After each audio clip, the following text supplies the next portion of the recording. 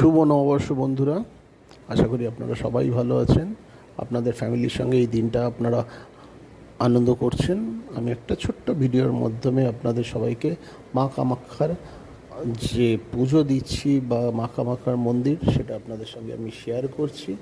আপনারা হয়তো অনেকেই এখানে পুজো দিয়ে গেছে, মা খুবই জাগ্রত আপনারা জানেন। আর আমার ভিডিওটা যদি আপনাদের ভালো লাগে, প্লিজ সাবস্ক্রাইব করবেন, কমেন্টস করবেন আর অনেক অনেক শেয়ার করবেন। ঠিক আছে, আজকের জন্য আসি তাহলে। Thank you so much.